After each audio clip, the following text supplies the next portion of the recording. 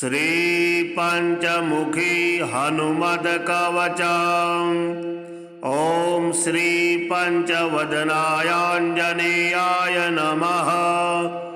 ओम अस्य श्री पंचमुख हनुमन् मंत्रस्य ब्रह्मा ऋषिः गायत्री छन्दः पंचमुख विराट हनुमान देवता। ह्रीं बीजं श्रीं शक्तिः क्रौं कीलकं क्रौं कवचं क्रैं अस्त्राय फट् इति दिग्बन्धः। श्रीगरुड उवाच अथ ध्यानं प्रवक्ष्यामि शृणु सर्वाङ्गसुन्दरी। यत्कृतं देवदेवेन ध्यानं हनुमतः प्रियं।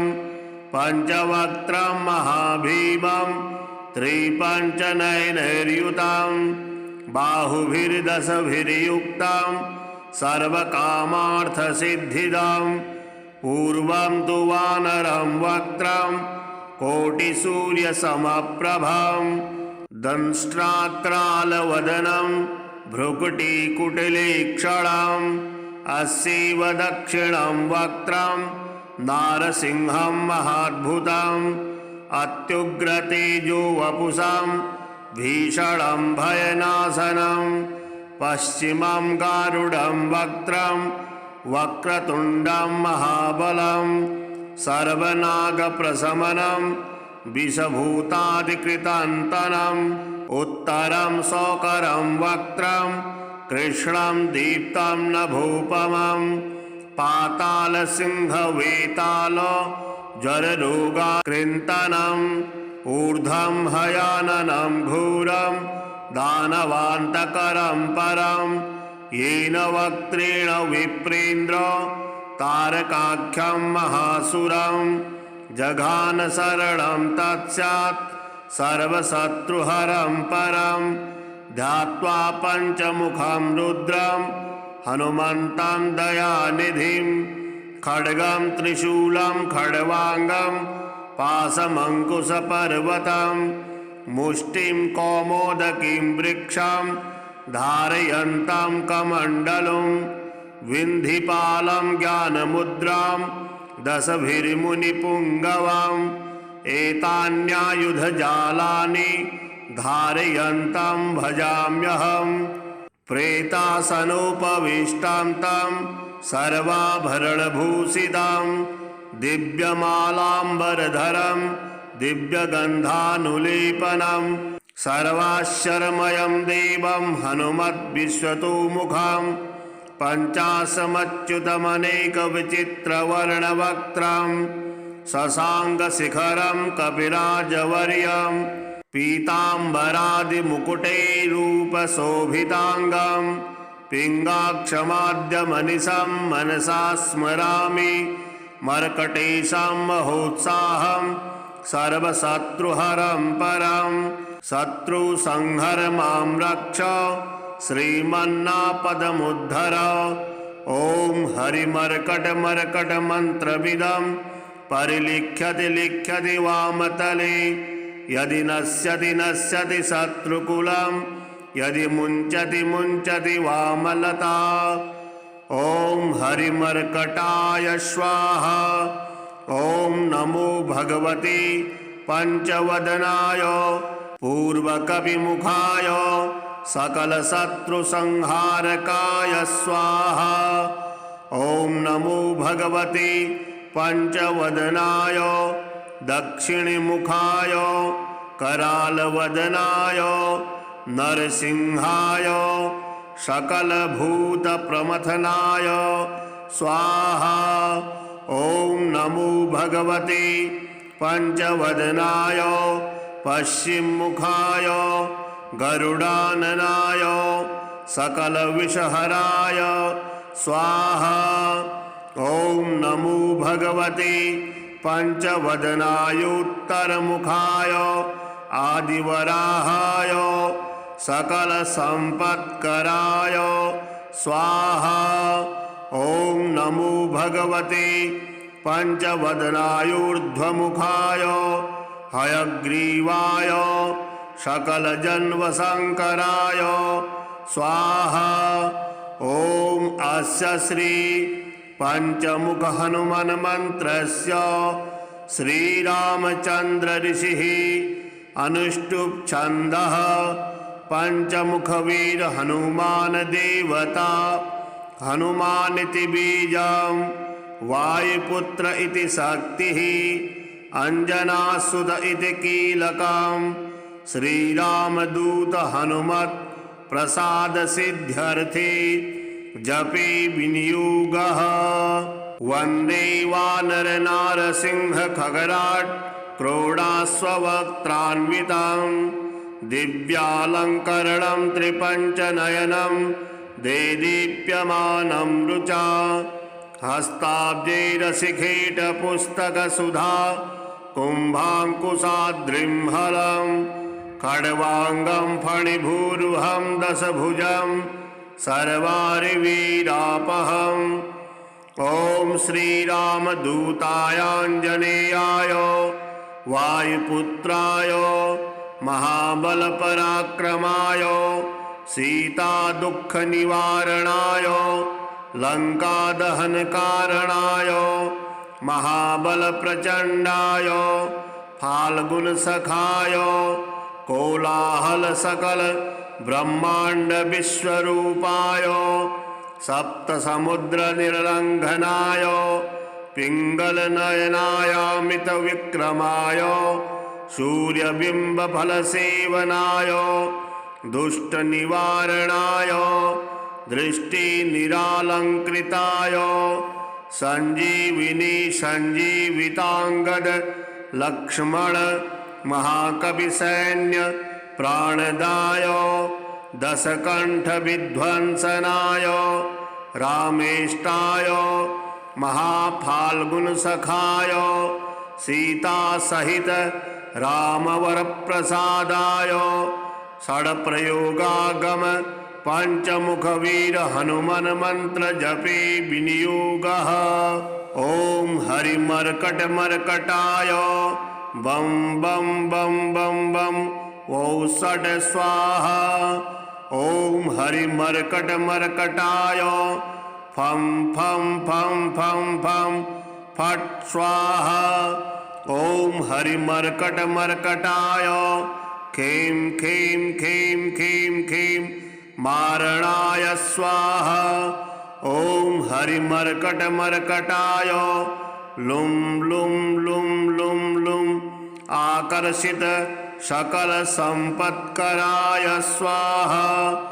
ओम हरिमर्कटमर्कटाय धम धम धम धम धम शत्रुस्तंभनाय स्वाहा। ओम टम टम टम टम टम कूर्ममूर्तये पंचमुखवीर हनुमते परयंत्र परतंत्रोच्चाटनाय स्वाहा। ओम कं खं गं घं ngं चं छं जं झं ञं टं ठं डं ढं णं तं थं दं धं नं पं फं बं भं मं यं रं लं वं सं सं सं हं लं सं स्वाहा इति दिग्बन्धः।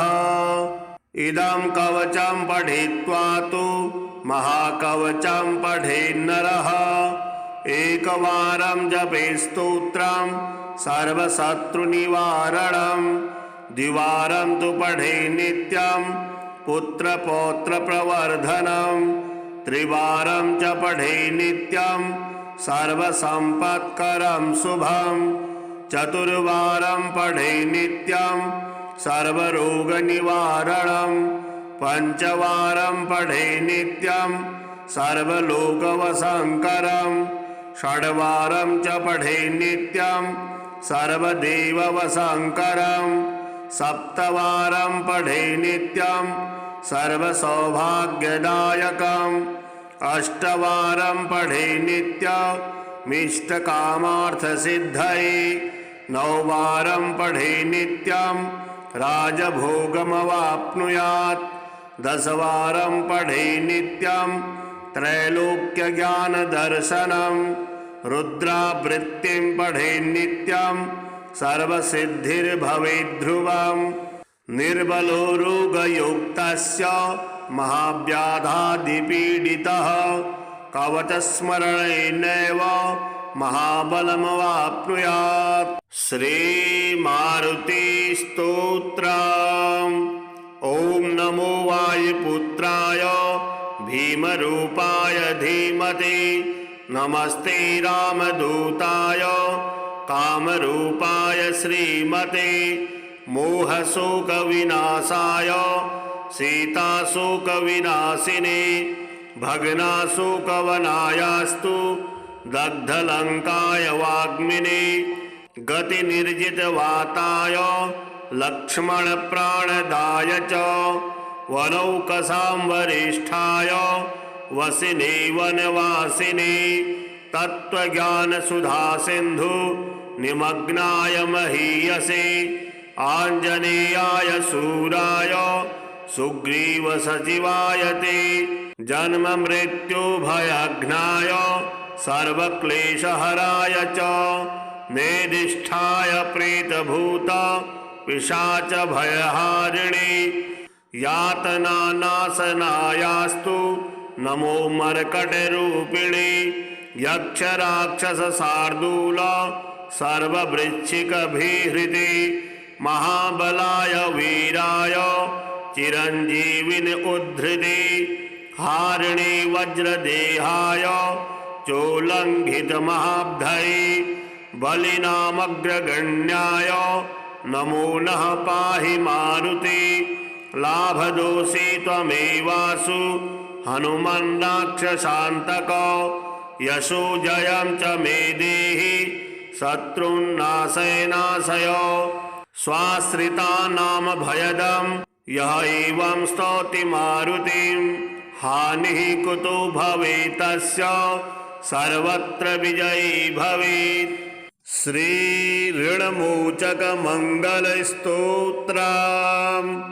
मङ्गलो भूमिपुत्रस्य ऋणहर्ता धनप्रदः स्थिरासनो महाकायः सर्वकर्मविरोधकः लोहितो लोहिताक्षस्य सामगानां कृपाकरः धरात्मजः कुजो भौमो भूतिदो भूमिनन्दनः अङ्गारको यमश्चैव सर्वरोगापहारकः वृष्टेः कर्तापहर्ता च सर्वकामफलप्रदः एतानि कुजनामानि नित्यं यः श्रद्धया पठेत् ऋणं न जायते तस्य धनं शीघ्रमवाप्नुयात्। धरणी गर्भसम्भूतं विद्युत्कान्ते समप्रभं कुमारं शक्तिहस्तं च मङ्गलं प्रणमाम्यहम्। स्तोत्रमङ्गारकस्येतत् पठनीयं सदा नृभिः न तेषां भौमजा पीडा स्वल्पापि भवति क्वचित्। अङ्गारकमहाभाग भगवन् भक्तवत्सल त्वां नमामि ममाशेष मृण्मासु विनाशय। ऋणरोगादिदारिद्र्यं ये चान्येह्यपमृत्तवः भयक्लेशमनस्तापा नश्यन्तु मम सर्वदा। अतिवक्रदुराराध्य भोगमुक्तजितात्मनः तुष्टो ददासि साम्राज्यं हृष्टो हर्षितत्क्षणात्। विरञ्चि शक्रविष्णूनां मनुष्याणां तु का कथा तेन त्वं सर्वसत्त्वेन ग्रहराजो महाबलः। पुत्रान् देहि धनं देहि त्वमामस्मि शरणं गतः। ऋणदारिद्र्यदुःखेन शत्रूणां च भयात्ततः एभिर्द्वादशभिः श्लोकैर्यः स्तौति च धरासुतां महतीं श्रियमाप्नोति ह्यपरो धनदो युवा। श्री पंचमुखी हनुमत कवचम्। ओम श्री पंचवदनायांजनेयाय नमः। ओम अस्य श्री पंचमुख हनुमान मंत्रस्य ब्रह्मा ऋषिः गायत्री छन्दः पंचमुख विराट हनुमान देवता। ह्रीं बीजं श्रीं शक्तिः क्रौं कीलकं क्रौं कवचं क्रैं अस्त्राय फट् इति दिग्बन्धः। श्री गरुड उवाच अथ ध्यानं प्रवक्ष्यामि शृणु सर्वाङ्गसुन्दरी। यत्कृतं देवदेवेन ध्यानं हनुमतः प्रियं। पञ्चवक्त्रं महाभीमं त्रिपञ्चनयनैर्युतं बाहुभिर्दशभिर्युक्तं सर्वकामार्थसिद्धिदं। पूर्वं तु वानरं वक्त्रं कोटिसूर्यसमप्रभं। दंष्ट्राक्रालवदनं भ्रुकुटिकुटिलीक्षणम्। अस्यैव दक्षिणं वक्त्रं नारसिंहं महाद्भुतम्। अत्युग्रतेजो वपुषं भीषणं भयनाशनं। पश्चिमं गारुडं वक्त्रं वक्रतुण्डं महाबलं। सर्वनागप्रशमनं विषभूतादिकृतान्तनम्। उत्तरं शोकरं वक्त्रं कृष्णं दीप्तं नभोपमं। पातालसिंहवेताल ज्वररोगाकृन्तनम्। ऊर्ध्वं हयाननं घोरं दानवान्तकरं परं। येन वक्त्रेण विप्रेन्द्र तारकाख्यं महासुरं। जघान शरणं तत्स्यात् सर्वशत्रुहरं परं। ध्यात्वा पञ्चमुखं रुद्रं हनुमन्तं दयानिधिं। खड्गं त्रिशूलं खड्वाङ्गं पाशमङ्कुशपर्वतं। मुष्टिं कौमोदकीं वृक्षं धारयन्तं कमण्डलुं। विन्धिपालं ज्ञानमुद्रां दशभिर्मुनिपुङ्गवम्। एतान्यायुधजालानि धारयन्तं भजाम्यहम्। प्रेतासनोपविष्टां तं सर्वाभरणभूषितं। दिव्यमालाम्बरधरं दिव्यगन्धानुलेपनं। सर्वाश्चर्यमयं देवं हनुमद्विश्वतोमुखं। पञ्चाशमच्युतमनेकविचित्रवर्णवक्त्रं। शशाङ्कशिखरं कपिराजवर्यं। पीताम्बरादिमुकुटैरूपशोभिताङ्गं। पिङ्गाक्षमाद्यमनिशं मनसा स्मरामि। मर्कटेशं महोत्साहं सर्वशत्रुहरं परं। शत्रुसंहर मां रक्ष श्रीमन्नापदमुद्धर। ॐ हरिमर्कटमर्कटमन्त्रमिदं परिलिख्यति लिख्यति वामतले। यदि नश्यति नश्यति शत्रुकुलं यदि मुञ्चति मुञ्चति वामलता। ॐ हरिमर्कटाय स्वाहा। ॐ नमो भगवते पंचवदनाय पूर्वकपिमुखाय सकलशत्रुसंहारकाय स्वाहा। ॐ नमो भगवते पंचवदनाय दक्षिणमुखाय करालवदनाय नरसिंहाय सकलभूतप्रमथनाय स्वाहा। ॐ नमो भगवते पंचवदनाय पश्चिममुखाय गरुडाननाय सकलविषहराय स्वाहा। ॐ नमो भगवते पंचवदनायोत्तरमुखाय आदिवराहाय सकलसम्पत्कराय स्वाहा। ॐ नमो भगवते पंचवदनायूर्ध्वमुखाय हयग्रीवाय सकलजन्मशंकराय स्वाहा।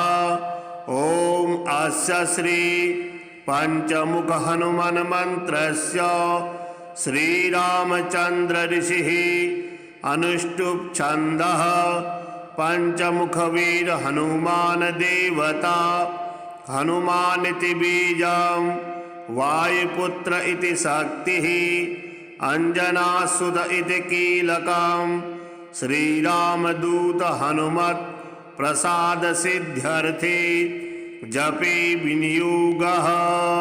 वंदे वानर नारसिंह खगराट् क्रोडास्ववक्त्रान्वितं दिव्यालंकरणं त्रिपंचनयनं देदीप्यमानं रुचा हस्ताब्जैरशिखेटपुस्तकसुधा कुम्भाङ्कुशाद्रिं हलं खड्वाङ्गं फणिभूरुहं दशभुजं सर्वारिवीरापहम्।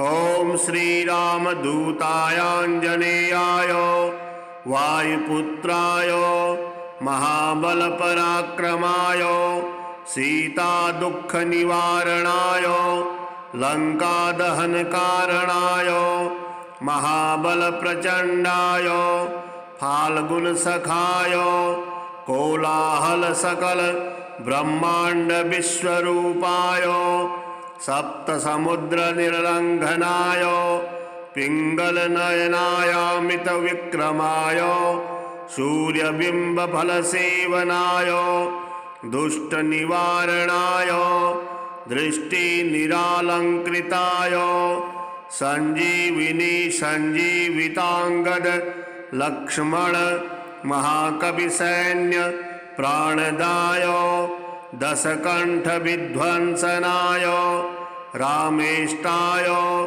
महाफाल्गुनसखाय सीतासहित रामवरप्रसादाय षड्प्रयोगागम पंचमुखवीर हनुमान मंत्र जपे विनियोगः।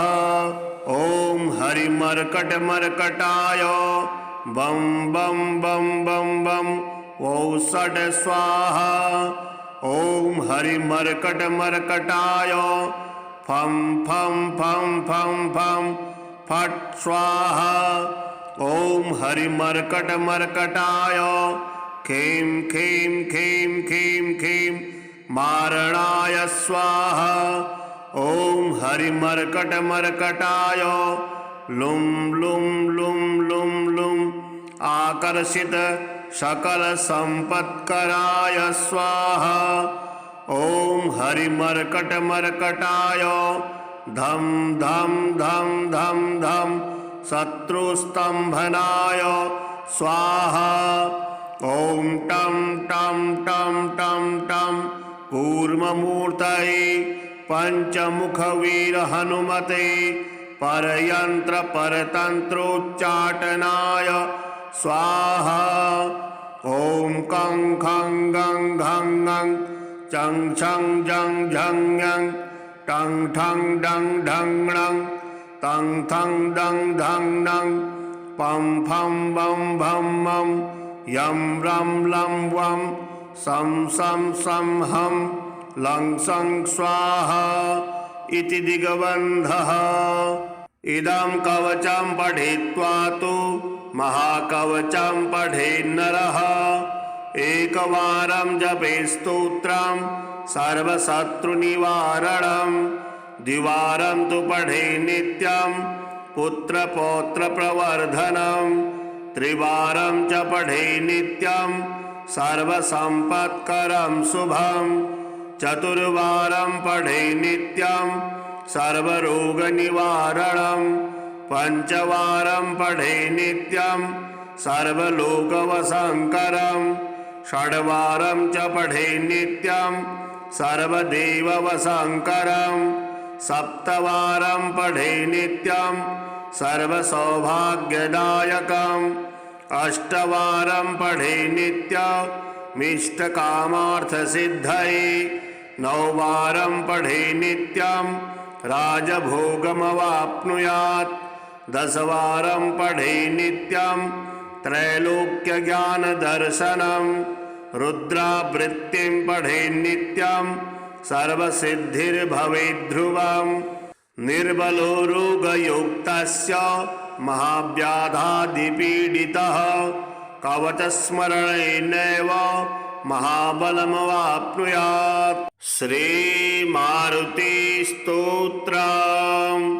ॐ नमो वायुपुत्राय भीमरूपाय धीमते नमस्ते रामदूताय कामरूपाय श्रीमते मोहशोकविनाशाय सीताशोकविनाशिने भग्नाशोकवनायास्तु दग्धलङ्काय वाग्मिने गतिनिर्जितवाताय लक्ष्मणप्राणदाय च वनौकसां वरिष्ठाय वसिने वनवासिने तत्त्वज्ञानसुधासिन्धु निमग्नाय महीयसे आञ्जनेयाय शूराय सुग्रीवसचिवाय ते जन्ममृत्युभयघ्नाय सर्वक्लेशहराय च नेदिष्ठाय प्रेतभूत पिशाचभयहारिणे यातनानाशनायास्तु नमो मर्कटरूपिणे यक्षराक्षसशार्दूल सर्ववृश्चिकभीहृते महाबलाय वीराय चिरञ्जीविनि उद्धृते हारिणे वज्रदेहाय चोल्लङ्घितमहाब्धये बलिनामग्रगण्याय नमो नः पाहि मारुते लाभदोषे त्वमेवासु हनुमन्नाक्षशान्तक यशो जयं च मे देहि शत्रुन्नाशय नाशय स्वाश्रितानां भयदं यः एवं स्तौति मारुतिं हानिः कुतो भवेत्तस्य सर्वत्र विजयी भवेत्। श्री ऋणमोचकमङ्गलस्तोत्रम्। मङ्गलो भूमिपुत्रस्य ऋणहर्ता धनप्रदः स्थिरासनो महाकायः सर्वकर्मविरोधकः लोहितो लोहिताक्षस्य सामगानां कृपाकरः धरात्मजः कुजो भौमो भूतिदो भूमिनन्दनः अङ्गारको यमश्चैव सर्वरोगापहारकः वृष्टेः कर्तापहर्ता च सर्वकामफलप्रदः एतानि कुजनामानि नित्यं यः श्रद्धया पठेत् ऋणं न जायते तस्य धनं शीघ्रमवाप्नुयात्। धरणी गर्भसम्भूतं विद्युत्कान्ते समप्रभं कुमारं शक्तिहस्तं च मङ्गलं प्रणमाम्यहम्। स्तोत्रमङ्गारकस्येतत् पठनीयं सदा नृभिः न तेषां भौमजा पीडा स्वल्पापि भवति क्वचित्। अङ्गारकमहाभाग भगवन् भक्तवत्सल त्वां नमामि ममाशेष मृणमासु विनाशय। ऋणरोगादिदारिद्र्यं ये चान्येह्यपमृत्तवः भयक्लेशमनस्तापा नश्यन्तु मम सर्वदा। अतिवक्रदुराराध्य भोगमुक्तजितात्मनः तुष्टो ददासि साम्राज्यं हृष्टो हर्षितत्क्षणात्। विरञ्चि शक्रविष्णूनां मनुष्याणां तु का कथा तेन त्वं सर्वसत्त्वेन ग्रहराजो महाबलः। पुत्रान् देहि धनं देहि त्वमामस्मि शरणं गतः। ऋणदारिद्र्यदुःखेन शत्रूणां च भयात्ततः एभिर्द्वादशभिः श्लोकैर्यः स्तौति च धरासुतां महतीं श्रियमाप्नोति ह्यः परो धनदो युवा। श्री पंचमुखी हनुमत कवचम्। ओम श्री पंचवदनायांजनेयाय नमः। ओम अस्य श्री पंचमुख हनुमन् मंत्रस्य ब्रह्मा ऋषिः गायत्री छन्दः पंचमुख विराट हनुमान देवता। ह्रीं बीजं श्रीं शक्तिः क्रौं कीलकं क्रौं कवचं क्रैं अस्त्राय फट् इति दिग्बन्धः। श्रीगरुड उवाच अथ ध्यानं प्रवक्ष्यामि शृणु सर्वाङ्गसुन्दरी। यत्कृतं देवदेवेन ध्यानं हनुमतः प्रियं पञ्चवक्त्रं महाभीमं त्रिपञ्चनयनैर्युतं बाहुभिर्दशभिर्युक्तं सर्वकामार्थसिद्धिदं। पूर्वं तु वानरं वक्त्रं कोटिसूर्यसमप्रभं दंष्ट्राक्रालवदनं भ्रुकुटिकुटिलेक्षणम्। अस्यैव दक्षिणं वक्त्रं नारसिंहं महाद्भुतम् अत्युग्रतेजो वपुषं भीषणं भयनाशनं। पश्चिमं गारुडं वक्त्रं वक्रतुण्डं महाबलं सर्वनागप्रशमनं विषभूतादिकृतान्तनम्। उत्तरं शोकरं वक्त्रं कृष्णं दीप्तं नभोपमं पातालसिंहवेताल जररोगाकृन्तनम्। ऊर्ध्वं हयाननं घोरं दानवान्तकरं परं येन वक्त्रेण विप्रेन्द्र तारकाख्यं महासुरं। जघान शरणं तत्स्यात् सर्वशत्रुहरं परं ध्यात्वा पंचमुखं रुद्रं हनुमन्तं दयानिधिं।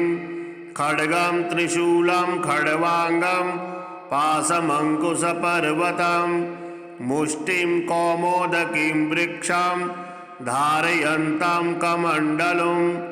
विन्धिपालं ज्ञानमुद्रां दशभिर्मुनिपुङ्गवम् एतान्यायुधजालानि धारयन्तं भजाम्यहम्।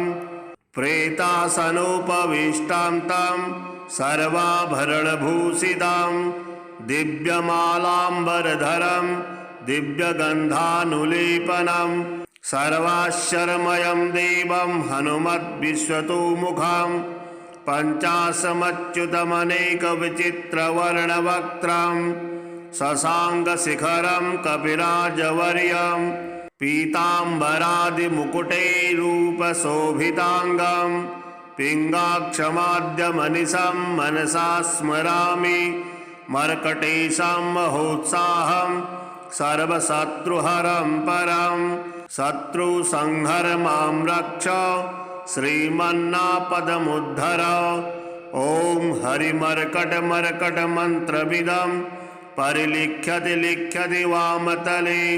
यदि नश्यति नश्यति शत्रुकुलं यदि मुञ्चति मुञ्चति वामलता। ॐ हरिमर्कटाय स्वाहा। ॐ नमो भगवते पंचवदनाय पूर्वकविमुखाय सकलशत्रुसंहारकाय स्वाहा। ॐ नमो भगवते पंचवदनाय दक्षिणमुखाय करालवदनाय नरसिंहाय सकलभूतप्रमथनाय स्वाहा। ॐ नमो भगवते पंचवदनाय पश्चिममुखाय गरुडाननाय सकलविषहराय स्वाहा। ॐ नमो भगवते पंचवदनायोत्तरमुखाय आदिवराहाय सकलसम्पत्कराय स्वाहा। ॐ नमो भगवते पंचवदनायूर्ध्वमुखाय हयग्रीवाय सकलजन्मशंकराय स्वाहा। ओम अस्य श्री पंचमुख हनुमान मंत्रस्य श्रीरामचंद्र ऋषिः अनुष्टुप छंदः पंचमुख वीर हनुमान देवता हनुमानिति बीजं वायुपुत्र इति शक्तिः अंजनासुत इति कीलकं श्रीरामदूत हनुमत् प्रसाद सिद्ध्यर्थे जपे विनियोगः। वंदे वानर नारसिंह खगराट क्रोडास्वक्त्रान्वितं दिव्यालंकरणं त्रिपंचनयनं देदीप्यमानं रुचा हस्ताब्जैरशिखेट पुस्तकसुधा कुम्भाङ्कुशाद्रिं हलं खड्वाङ्गं फणिभूरुहं दशभुजं सर्वारिवीरापहम्।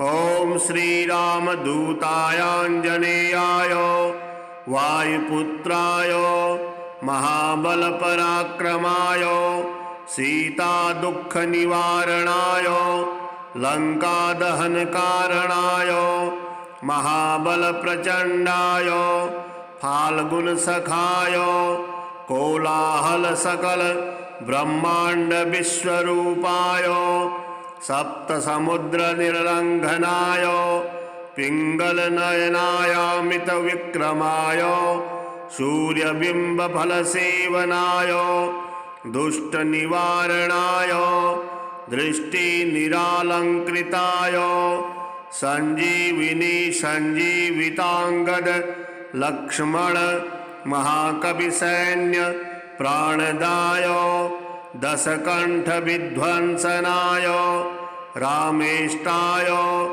महाफाल्गुनसखाय सीता सहित रामवरप्रसादाय षड्प्रयोगागम पंचमुख वीर हनुमान मंत्र जपे विनियोगः। ओम हरिमर्कट मर्कटाय बम बम बम बम बम औषट स्वाहा। ओम हरिमर्कट मर्कटाय फम फम फम फम फम फट स्वाहा। ओम हरिमर्कट मर्कटाय खेम खेम खेम खेम खेम मारणाय स्वाहा।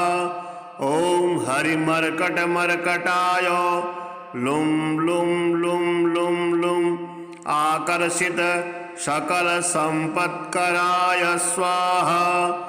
ओम हरिमर्कट मर्कटाय धम धम धम धम धम शत्रुस्तंभनाय स्वाहा। ओम टम टम टम टम टम कूर्ममूर्तये पंचमुख वीर हनुमते परयंत्र परतंत्रोच्चाटनाय स्वाहा। ओम कं खं गं घं गं चं छं जं झं यं टं ठं डं ढं णं तं थं दं धं नं पं फं बं भं मं यं रं लं वं सं सं सं हं लं सं स्वाहा इति दिग्बन्धः। इदं कवचं पठित्वा तु महाकवचं पठेन्नरः एकवारं जपेत् स्तोत्रं सर्वशत्रुनिवारणं द्विवारं तु पठेत् नित्यं पुत्रपौत्रप्रवर्धनं त्रिवारं च पठेत् नित्यं सर्वसम्पत्करं शुभं चतुर्वारं पठेत् नित्यं सर्वरोगनिवारणं पंचवारं पठेत् नित्यं सर्वलोकवशंकरं षड्वारं च पठेत् नित्यं सर्वदेववशंकरं सप्तवारं पठेत् नित्यं सर्वसौभाग्यदायकम् अष्टवारं पठेत् नित्यमिष्टकामार्थसिद्धये नववारं पठेत् नित्यं राजभोगमवाप्नुयात् 10वारं पठे नित्यं त्रैलोक्यज्ञानदर्शनं रुद्रावृत्तिं पठे नित्यं सर्वसिद्धिर्भवेद्ध्रुवम् निर्बलो रोगयुक्तस्य महाव्याधादिपीडितः कवचस्मरणेनैव महाबलमवाप्नुयात्। श्रीमारुतिस्तोत्रम्। ॐ नमो वायुपुत्राय भीमरूपाय धीमहि नमस्ते रामदूताय कामरूपाय श्रीमते मोहशोकविनाशाय सीताशोकविनाशिने भग्नाशोकवनायास्तु दग्धलङ्काय वाग्मिने गतिनिर्जितवाताय लक्ष्मणप्राणदाय च वनौकसां वरिष्ठाय वसिने वनवासिने तत्त्वज्ञानसुधासिन्धु निमग्नाय महीयसे आञ्जनेयाय शूराय सुग्रीवसचिवाय ते जन्ममृत्युभयघ्नाय सर्वक्लेशहराय च नेदिष्ठाय प्रेतभूत पिशाचभयहारिणे यातनानाशनायास्तु नमो मर्कटरूपिणे यक्षराक्षसशार्दूल सर्ववृश्चिकभीहृते महाबलाय वीराय चिरञ्जीविन उद्धृते हारिणे वज्रदेहाय चोल्लङ्घितमहाब्धये बलिनामग्रगण्याय नमो नः पाहि मारुते लाभदोषे त्वमेवासु हनुमन्नाक्षशान्तक यशो जयं च मे देहि शत्रुन्नाशय नाशय स्वाश्रितानां भयदं यः एवं स्तौति मारुतिं हानिः कुतो भवेत् तस्य सर्वत्र विजयी भवेत्। श्री ऋणमोचकमङ्गलस्तोत्रम्। मङ्गलो भूमिपुत्रस्य ऋणहर्ता धनप्रदः स्थिरासनो महाकायः सर्वकर्मविरोधकः लोहितो लोहिताक्षस्य सामगानां कृपाकरः धरात्मजः कुजो भौमो भूतिदो भूमिनन्दनः अङ्गारको यमश्चैव सर्वरोगापहारकः वृष्टेः कर्तापहर्ता च सर्वकामफलप्रदः एतानि कुजनामानि नित्यं यः श्रद्धया पठेत् ऋणं न जायते तस्य धनं शीघ्रमवाप्नुयात्। धरणी गर्भसम्भूतं विद्युत्कान्ते समप्रभं कुमारं शक्तिहस्तं च मङ्गलं प्रणमाम्यहम्। स्तोत्रमङ्गारकस्येतत् पठनीयं सदा नृभिः न तेषां भौमजा पीडा स्वल्पापि भवति क्वचित्।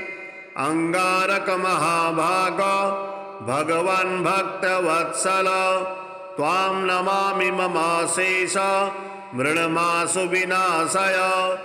ऋणरोगादिदारिद्र्यं ये चान्येह्यपमृत्तवः भयक्लेशमनस्तापा नश्यन्तु मम सर्वदा। अतिवक्रदुराराध्य भोगमुक्तजितात्मनः तुष्टो ददासि साम्राज्यं हृष्टो हर्षितत्क्षणात्। विरञ्चि शक्रविष्णूनां मनुष्याणां तु का कथा तेन त्वं सर्वसत्त्वेन ग्रहराजो महाबलः। पुत्रान् देहि धनं देहि त्वमामस्मि शरणं गतः। ऋणदारिद्र्यदुःखेन शत्रूणां च भयात्ततः एभिर्द्वादशभिः श्लोकैर्यः स्तौति च धरासुतां महतीं श्रियमाप्नोति ह्यपरो धनदो युवा। श्री पंचमुखी हनुमद कवचम्। ओम श्री पंचवदनायांजनेयाय नमः। ओम अस्य श्री पंचमुख हनुमन् मंत्रस्य ब्रह्मा ऋषिः गायत्री छन्दः पंचमुख विराट हनुमान देवता। ह्रीं बीजं श्रीं शक्तिः क्रौं कीलकं क्रौं कवचं क्रैं अस्त्राय फट् इति दिग्बन्धः।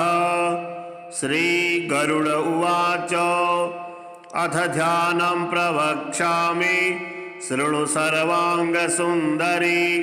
यत्कृतं देवदेवेन ध्यानं हनुमतः प्रियं पञ्चवक्त्रं महाभीमं त्रिपञ्चनयनैर्युतं बाहुभिर्दशभिर्युक्तं सर्वकामार्थसिद्धिदं। पूर्वं तु वानरं वक्त्रं कोटिसूर्यसमप्रभं दंष्ट्राक्रालवदनं भ्रुकुटिकुटिलीक्षणम्। अस्यैव दक्षिणं वक्त्रं नारसिंहं महाद्भुतम् अत्युग्रतेजो वपुषं भीषणं भयनाशनं। पश्चिमं गारुडं वक्त्रं वक्रतुण्डं महाबलं सर्वनागप्रशमनं विषभूतादिकृतान्तनम्। उत्तरं शोकरं वक्त्रं कृष्णं दीप्तं नभोपमं पातालसिंहवेताल ज्वररोगाकृन्तनम्।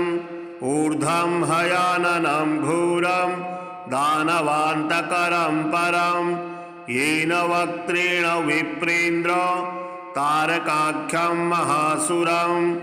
जघान शरणं तत्स्यात् सर्वशत्रुहरं परं ध्यात्वा पञ्चमुखं रुद्रं हनुमन्तं दयानिधिं।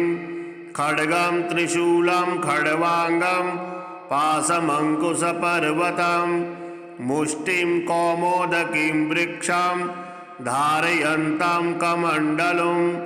विन्धिपालं ज्ञानमुद्रां दशभिर्मुनिपुङ्गवम् एतान्यायुधजालानि धारयन्तं भजाम्यहम्। प्रेतासनोपविष्टां तं सर्वाभरणभूषितं दिव्यमालाम्बरधरं दिव्यगन्धानुलेपनं सर्वाश्चर्यमयं देवं हनुमद्विश्वतोमुखं पञ्चाशमच्युतमनेकविचित्रवर्णवक्त्रं शशाङ्कशिखरं कपिराजवर्यं पीताम्बरादिमुकुटैरूपशोभिताङ्गं पिङ्गाक्षमाद्यमनिशं मनसा स्मरामि। मर्कटेशं महोत्साहं सर्वशत्रुहरं परं शत्रुसंहर मां रक्ष श्रीमन्नापदमुद्धर। ॐ हरिमर्कटमर्कटमन्त्रविदं परिलिख्यति लिख्यति वामतले। यदि नश्यति नश्यति शत्रुकुलं यदि मुञ्चति मुञ्चति वामलता। ॐ हरिमर्कटाय स्वाहा। ॐ नमो भगवते पंचवदनाय पूर्वकविमुखाय सकलशत्रुसंहारकाय स्वाहा। ॐ नमो भगवते पंचवदनाय दक्षिणमुखाय करालवदनाय नरसिंहाय सकलभूतप्रमथनाय स्वाहा। ॐ नमो भगवते पंचवदनाय पश्चिममुखाय गरुडाननाय सकलविषहराय स्वाहा। ॐ नमो भगवते पंचवदनायोत्तरमुखाय आदिवराहाय सकलसम्पत्कराय स्वाहा। ॐ नमो भगवते पंचवदनायूर्ध्वमुखाय हयग्रीवाय सकलजन्मशंकराय स्वाहा। ओम अस्य श्री पंचमुख हनुमान मंत्रस्य श्रीरामचंद्र ऋषिः अनुष्टुप छंदः पंचमुख वीर हनुमान देवता हनुमानिति बीजं वायुपुत्र इति शक्तिः अंजनासुत इति कीलकं श्रीरामदूत हनुमत् प्रसाद सिद्ध्यर्थे जपे विनियोगः। वंदे वानर नारसिंह खगराट क्रोडास्वक्त्रान्वितं दिव्यालंकरणं त्रिपंचनयनं देदीप्यमानं रुचा हस्ताब्जैरशिखेट पुस्तकसुधा कुंभांकुशाद्रिं हलं खड्वांगं फणिभूरुहं दशभुजं सर्वारिवीरापहम्। ओम श्रीरामदूतायाञ्जनेयाय वायुपुत्राय महाबलपराक्रमाय सीतादुःखनिवारणाय लंकादहनकारणाय महाबलप्रचण्डाय फाल्गुनसखाय कोलाहलसकल ब्रह्मांड विश्वरूपाय सप्तसमुद्रनिर्लंघनाय पिंगलनयनायामितविक्रमाय सूर्यबिंबफलसेवनाय दुष्टनिवारणाय दृष्टिनिरालंकृताय संजीविनी संजीवितांगद लक्ष्मण महाकविसैन्य प्राणदाय दशकंठ विध्वंसनाय रामेष्टाय महाफाल्गुनसखाय सीता सहित रामवरप्रसादाय षड्प्रयोगागम पंचमुख वीर हनुमान मंत्र जपे विनियोगः। ओम हरिमर्कट मर्कटाय बम बम बम बम बम औषट स्वाहा। ओम हरिमर्कट मर्कटाय फम फम फम फम फम फट स्वाहा। ओम हरिमर्कट मर्कटाय खेम खेम खेम खेम खेम मारणाय स्वाहा। ओम हरिमर्कट मर्कटाय लुम लुम लुम लुम लुम आकर्षित सकल संपत्कराय स्वाहा। ओम हरिमर्कट मर्कटाय धम धम धम धम धम शत्रुस्तंभनाय स्वाहा। ओम टम टम टम टम टम कूर्ममूर्तये पंचमुख वीर हनुमते परयंत्र परतंत्रोच्चाटनाय स्वाहा। ओम कं खं गं घं गं चं छं जं झं यं टं ठं डं ढं णं तं थं दं धं नं पं फं बं भं मं यं रं लं वं सं सं सं हं लं सं स्वाहा इति दिग्बन्धः। इदं कवचं पठित्वा तु महाकवचं पठेन्नरः एकवारं जपेत् स्तोत्रं सर्वशत्रुनिवारणं द्विवारं तु पठेत् नित्यं पुत्रपौत्रप्रवर्धनं त्रिवारं च पठेत् नित्यं सर्वसम्पत्करं शुभं चतुर्वारं पठेत् नित्यं सर्वरोगनिवारणं पंचवारं पठेत् नित्यं सर्वलोकवशंकरं षड्वारं च पठेत् नित्यं सर्वदेववशंकरं सप्तवारं पठेत् नित्यं सर्वसौभाग्यदायकं अष्टवारं पठेत् नित्यमिष्टकामार्थसिद्धये नववारं पठेत् नित्यं राजभोगमवाप्नुयात् 10वारं पठे नित्यं त्रैलोक्यज्ञानदर्शनं रुद्रावृत्तिं पठे नित्यं सर्वसिद्धिर्भवेद्ध्रुवम् निर्बलो रोगयुक्तस्य महाव्याधादिपीडितः कवचस्मरणेनैव महाबलमवाप्नुयात्। श्रीमारुतिस्तोत्रम्। ॐ नमो वायुपुत्राय भीमरूपाय धीमते नमस्ते रामदूताय कामरूपाय श्रीमते मोहशोकविनाशाय सीताशोकविनाशिने भग्नाशोकवनायास्तु दग्धलङ्काय वाग्मिने गतिनिर्जितवाताय लक्ष्मणप्राणदाय च वनौकसां वरिष्ठाय वसिने वनवासिने तत्त्वज्ञानसुधासिन्धु निमग्नाय महीयसे आञ्जनेयाय शूराय सुग्रीवसचिवाय ते जन्ममृत्युभयघ्नाय सर्वक्लेशहराय च नेदिष्ठाय प्रेतभूत पिशाचभयहारिणे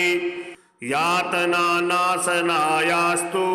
नमो मर्कटरूपिणे यक्षराक्षसशार्दूल सर्ववृश्चिकभीहृते महाबलाय वीराय चिरञ्जीविन उद्धृते हारिणे वज्रदेहाय चोल्लङ्घितमहाब्धये बलिनामग्रगण्याय नमो नः पाहि मारुते लाभदोषे त्वमेवासु हनुमन्नाक्षशान्तक यशो जयं च मे देहि शत्रुन्नाशय नाशय स्वाश्रितानां भयदं यः एवं स्तौति मारुतिं हानिः कुतो भवेत्तस्य सर्वत्र विजयी भवेत्।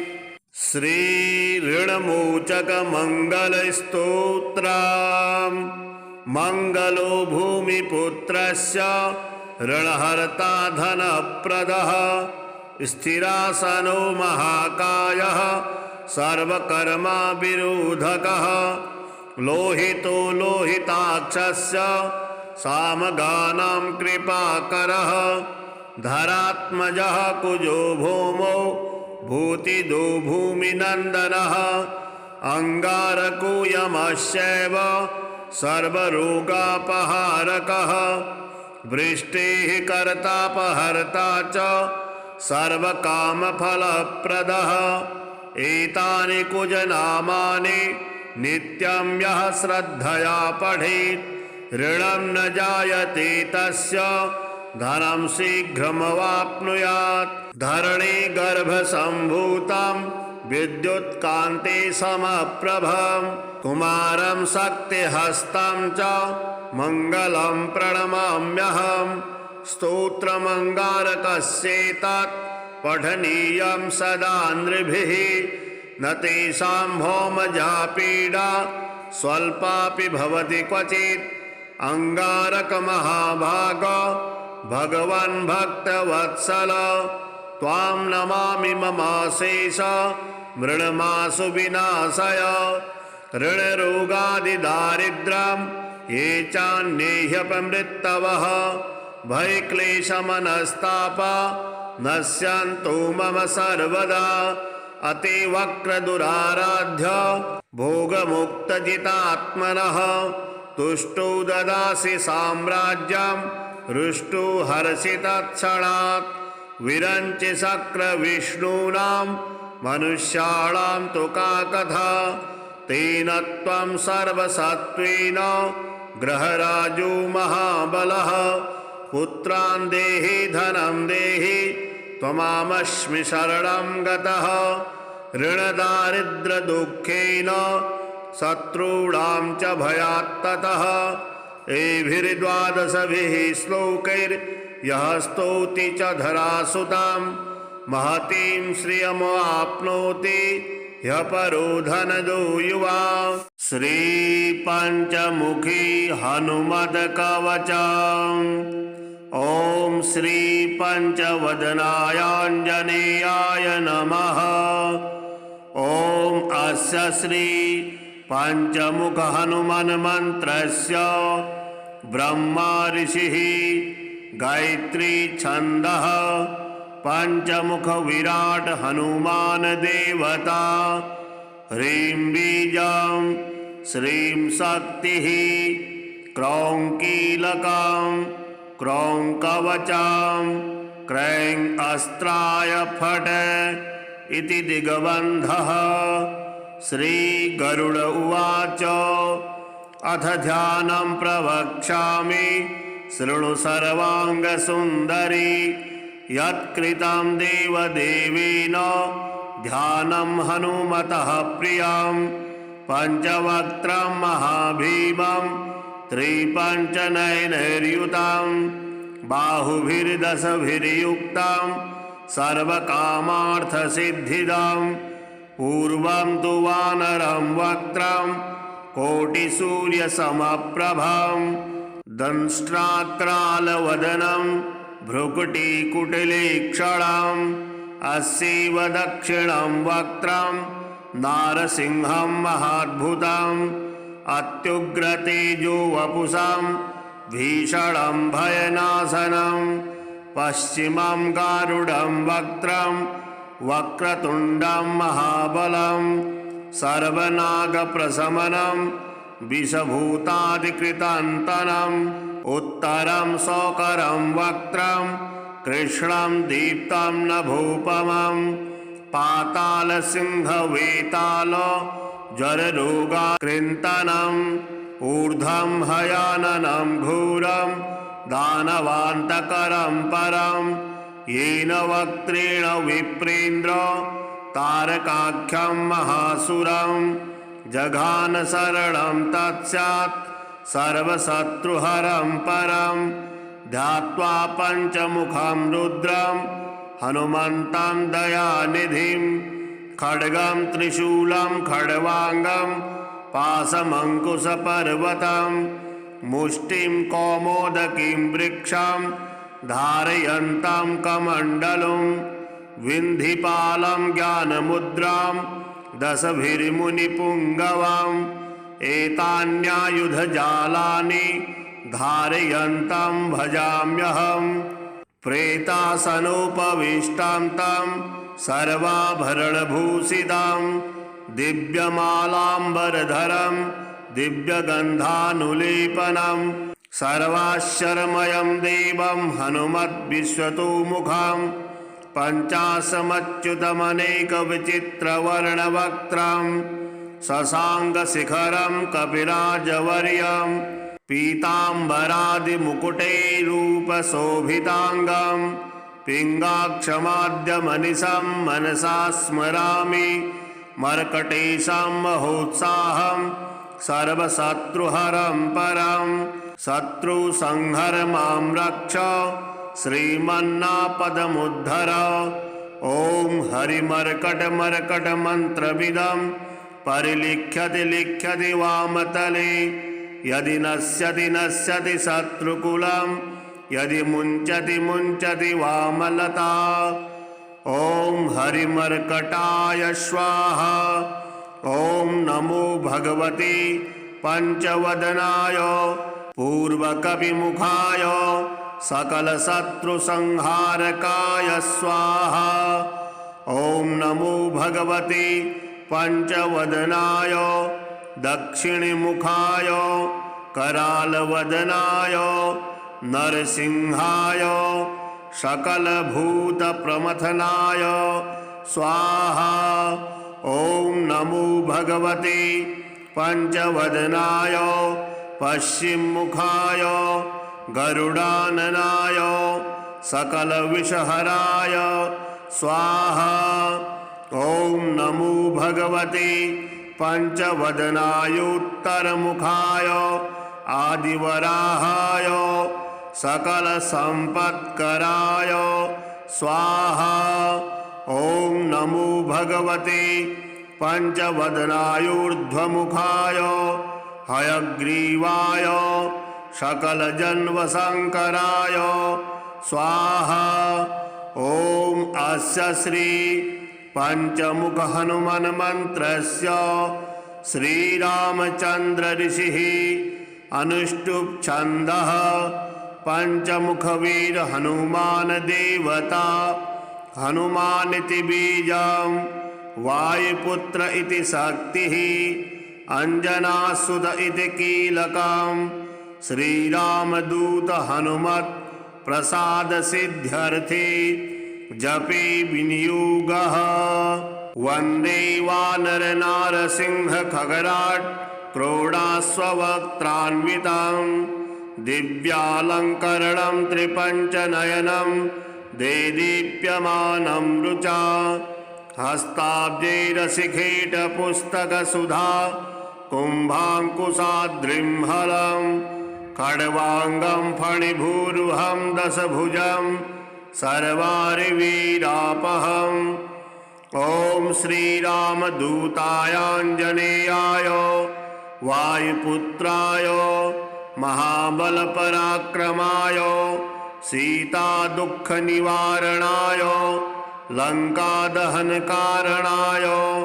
महाबलप्रचण्डाय फाल्गुनसखाय कोलाहलसकल ब्रह्मांड विश्वरूपाय सप्तसमुद्रनिर्लङ्घनाय पिङ्गलनयनायामितविक्रमाय सूर्यबिम्बफलसेवनाय दुष्टनिवारणाय दृष्टिनिरालङ्कृताय संजीविनी संजीवितांगद लक्ष्मण महाकविसैन्य प्राणदाय दशकंठ विध्वंसनाय रामेष्टाय महाफाल्गुनसखाय सीता सहित रामवरप्रसादाय षड्प्रयोगागम पंचमुख वीर हनुमान मंत्र जपे विनियोगः। ओम हरिमर्कट मर्कटाय बम बम बम बम बम औषट स्वाहा। ओम हरिमर्कट मर्कटाय फम फम फम फम फम फट स्वाहा। ओम हरिमर्कट मर्कटाय खेम खेम खेम खेम खेम मारणाय स्वाहा। ओम हरिमर्कट मर्कटाय लुम लुम लुम लुम लुम आकर्षित सकल संपत्कराय स्वाहा। ओम हरिमर्कट मर्कटाय धम धम धम धम धम शत्रुस्तंभनाय स्वाहा। ओम टम टम टम टम टम कूर्ममूर्तये पंचमुख वीर हनुमते परयंत्र परतंत्रोच्चाटनाय स्वाहा। ओम कं खं गं घं गं चं छं जं झं यं टं ठं डं ढं णं तं थं दं धं नं पं फं बं भं मं यं रं लं वं सं सं सं हं लं सं स्वाहा इति दिग्बन्धः। इदं कवचं पठित्वा तु महाकवचं पठेन्नरः एकवारं जपेत् स्तोत्रं सर्वशत्रुनिवारणं द्विवारं तु पठेत् नित्यं पुत्रपौत्रप्रवर्धनं त्रिवारं च पठेत् नित्यं सर्वसम्पत्करं शुभं चतुर्वारं पठेत् नित्यं सर्वरोगनिवारणं पंचवारं पठेत् नित्यं सर्वलोकवशंकरं षड्वारं च पठेत् नित्यं सर्वदेववशंकरं सप्तवारं पठेत् नित्यं सर्वसौभाग्यदायकम् अष्टवारं पठेत् नित्यमिष्टकामार्थसिद्धये नववारं पठेत् नित्यं राजभोगमवाप्नुयात् 10वारं पठे नित्यं त्रैलोक्यज्ञानदर्शनं रुद्रावृत्तिं पठे नित्यं सर्वसिद्धिर्भवेद्ध्रुवम् निर्बलो रोगयुक्तस्य महाव्याधादिपीडितः कवचस्मरणेनैव महाबलमवाप्नुयात्। श्रीमारुतिस्तोत्रम्।